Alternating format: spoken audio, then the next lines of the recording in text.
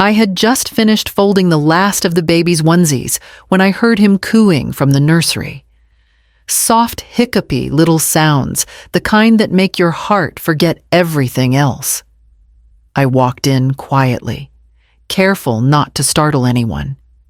Everly was standing by the crib, rocking him with one foot and texting with one hand. I smiled. "May I hold him for a minute?" Before I could take a step closer, she spun around and slapped my hand away. "Don't touch him. Your hands are dirty." The words hit harder than the shove. I looked at her stunned. Her eyes didn't flinch, didn't even register what she'd just said. Just a cold stare like I was some stranger who'd wandered in off the street. Jacob stood nearby, fiddling with the humidifier. He didn't look up, didn't say a word. Not a single word. I slowly stepped back. My hand, still hovering midair, dropped to my side. I nodded once, turned around, and walked out of the nursery like I had no claim there at all. Down the hallway, past the photos that had once hung my wedding portrait, Jacob's first day of kindergarten, the Christmas, we all laughed so hard, my husband choked on sweet potato pie. All gone now, replaced by blank beige walls and Everly's minimalist taste. Dirty. They changed his diapers for 2 weeks straight while Everly recovered. They folded his clothes, cooked his meals, paid for his crib, painted that nursery she now claimed as hers. But sure, dirty. It was supposed to be 12 months. Maybe 13 if they needed to save a bit more. That's what Jacob said when he and Everly showed up on my porch with tear-streaked cheeks and boxes full of plans they couldn't afford anymore. His job had disappeared. Hers was still part-time, and rent in Savannah had gone up again. Just until we get steady, he promised setting the boxes down next to my flower pots, like it was already decided. I didn't even hesitate. I gave them the master bedroom larger, with more light and space, for the baby Everly kept saying would come someday.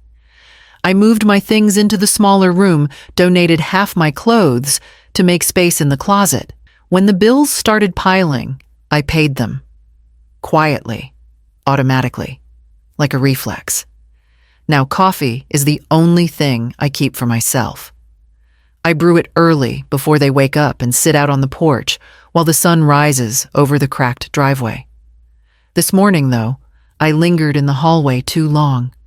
Everly's voice floated in from the kitchen, high-pitched and laughing.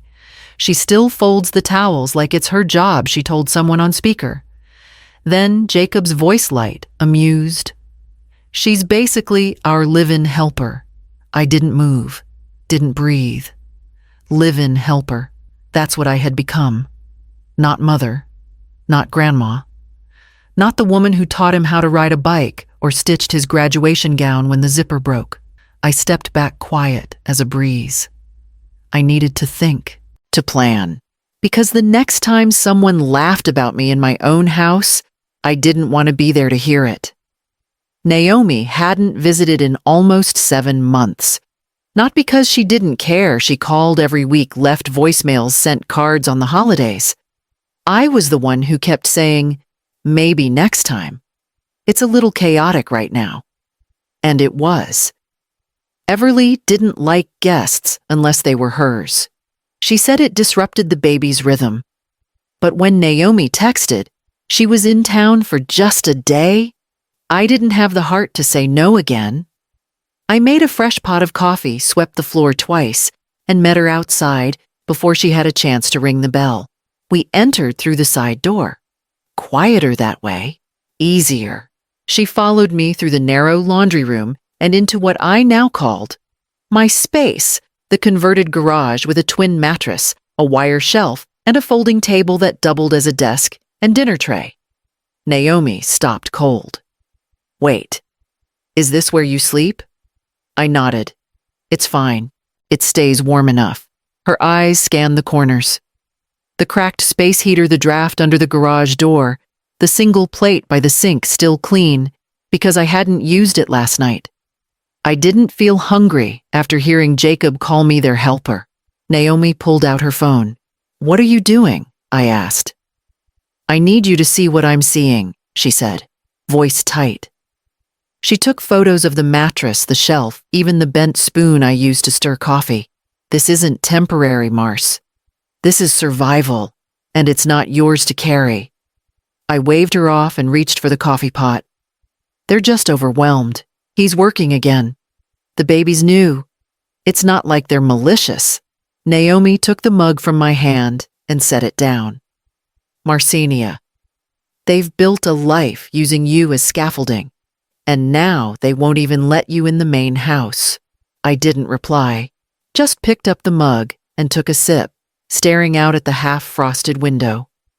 I'd given them everything I had, but for the first time, I wasn't sure what that had made me, or what I had left. 2 days after Naomi left, the mail came later than usual. I went out to the box expecting the usual grocery flyers and bank statements.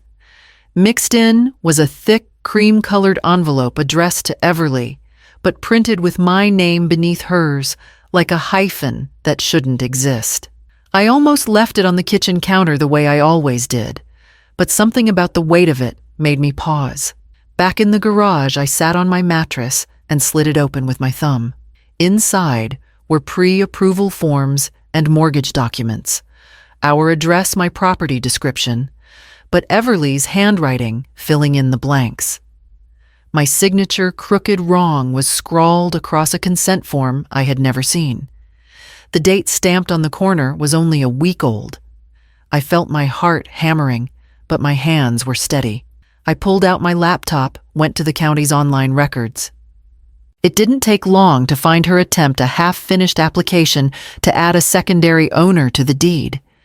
No official change yet, but she'd started the process.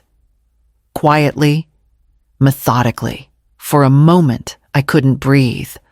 All the small humiliations, all the times I'd told myself it wasn't personal, they lined up like dominoes and tipped toward this. This wasn't about a bedroom or a schedule.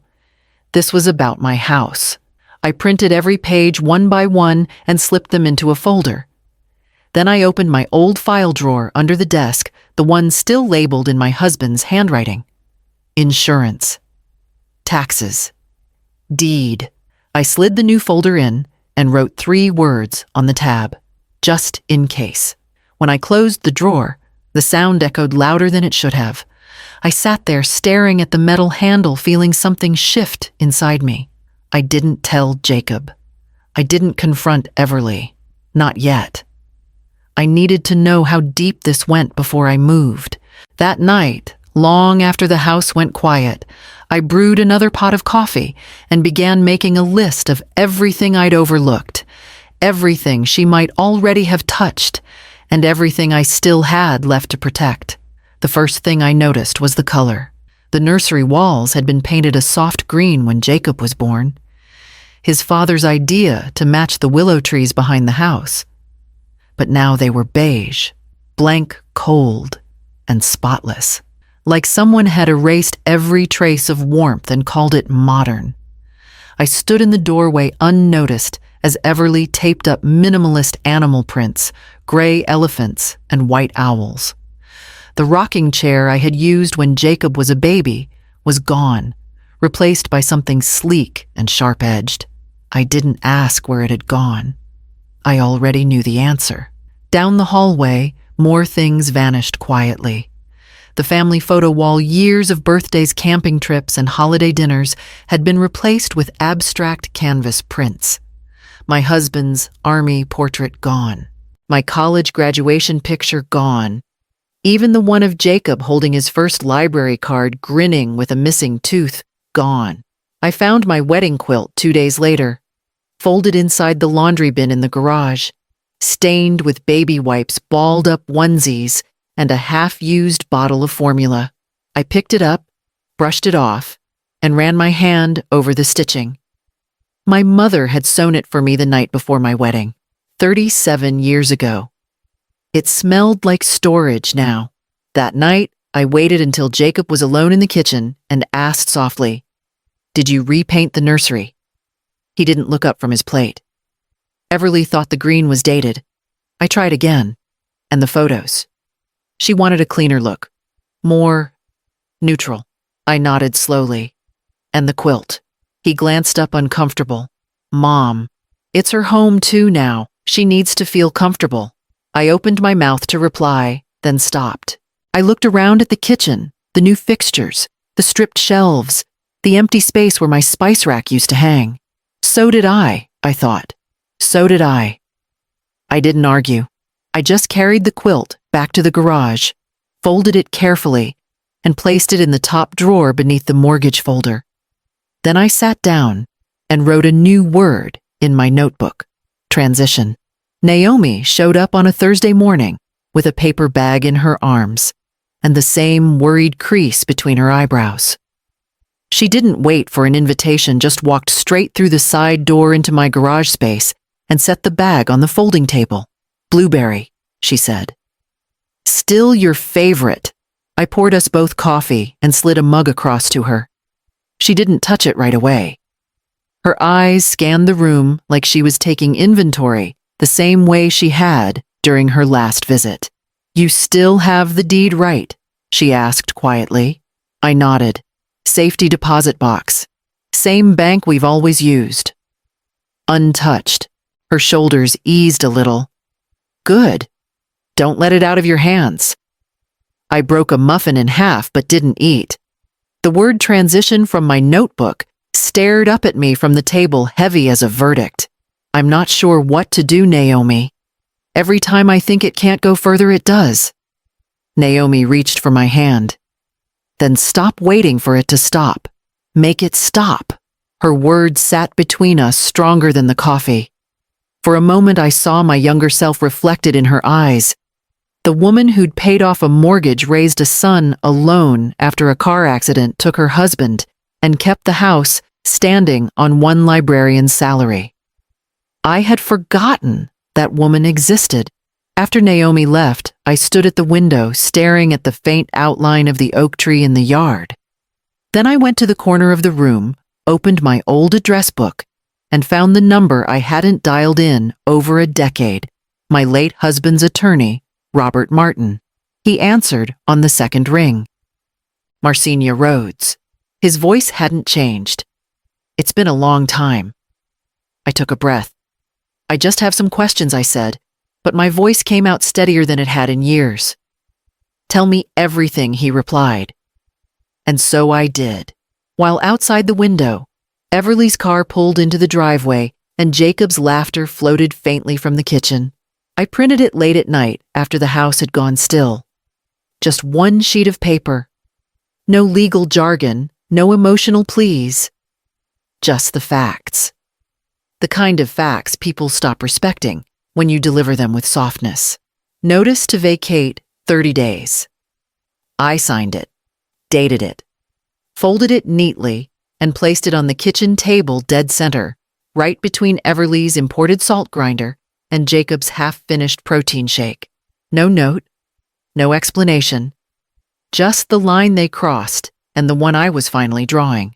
By the time they found it, I was already back in the garage folding laundry like it was any other Wednesday. The knock came that night. Not frantic, just heavy. Familiar, Mom Jacob said, from the other side of the door. Can we talk? Before I could answer, Everly's voice cut through him like glass. You can't be serious, you're kicking us out. After everything we've done for you, I didn't move. I didn't open the door. Another knock. Mom, please.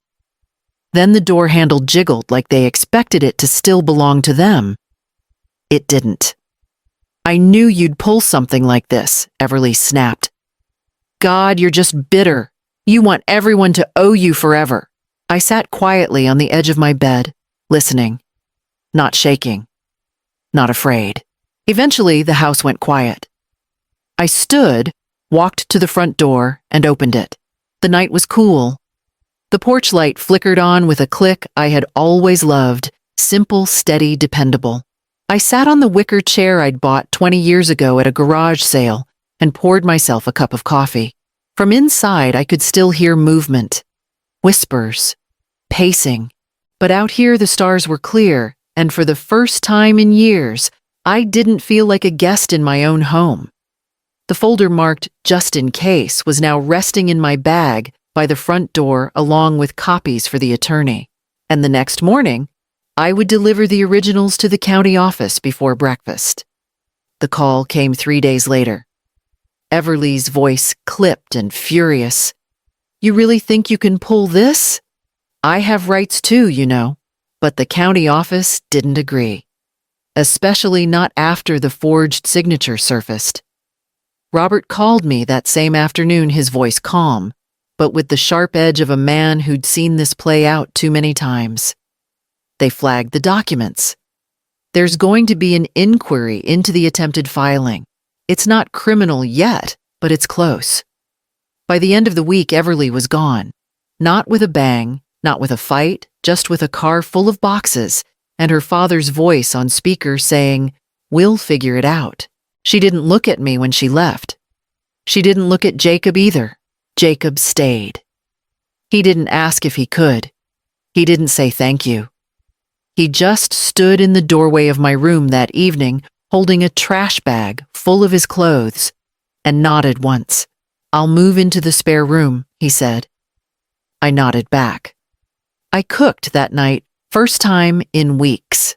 Just chicken and rice. Simple. I set 2 plates on the kitchen table, the same one we'd gathered around every Christmas before things got complicated and quiet.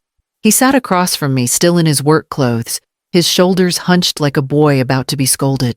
I didn't raise my voice. I didn't ask him why he let it all happen.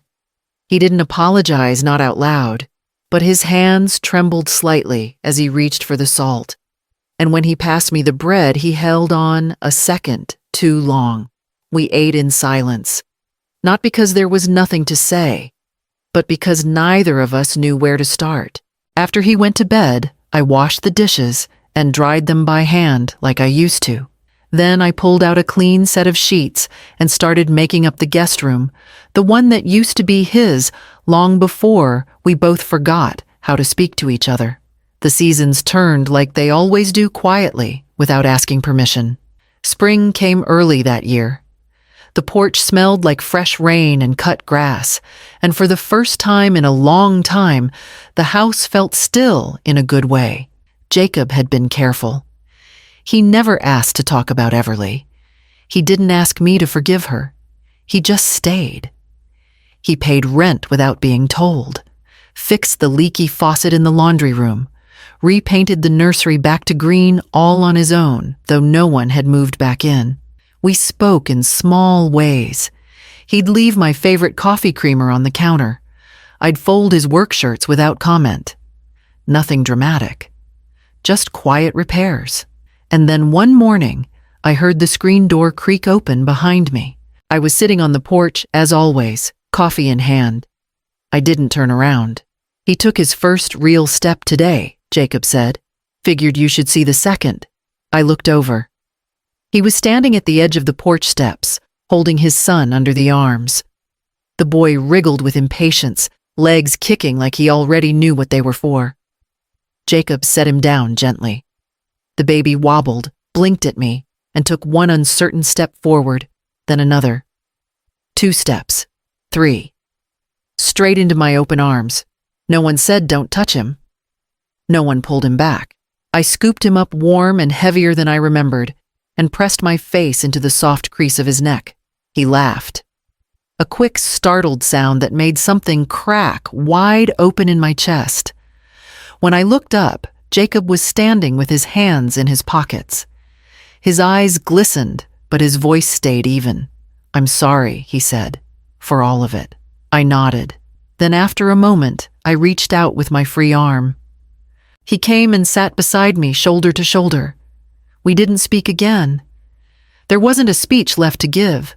We just sat there, the 3 of us, watching the morning spread across the yard like it used to, before silence meant distance, and quiet meant pain.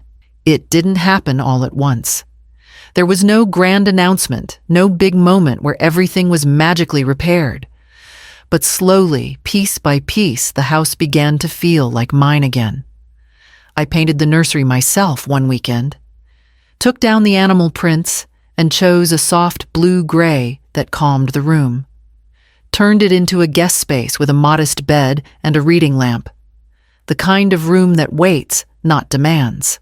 Jacob moved into the back room, the one with the view of the garden where I used to grow tomatoes before life got too crowded. He paid his share of the bills without needing a reminder. He started cooking on Sundays. His biscuits were dry the first few times, but I never said a word. He kept trying. Naomi came by more often now. She'd bring fresh fruit, old gossip, and always that steady presence that reminded me who I was before I let myself get small. She joked once, "Feels like you kicked out the wrong person 5 years too late." I didn't disagree. The mornings were quiet again. Not silent, just peaceful. I could sit on the porch with my coffee, listen to the birds, and hear the faint rustle of Jacob making breakfast inside. Sometimes the baby would come out in his little socks and climb into my lap, dragging a board book with sticky fingers. I always made room.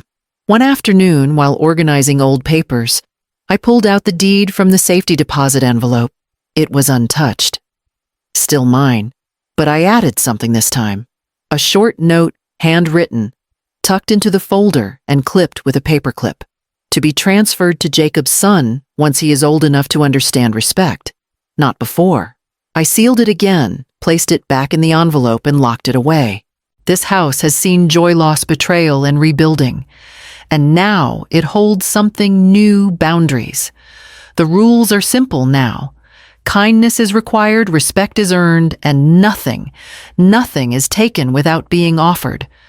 My name is still on the deed, and this time it's going to stay there.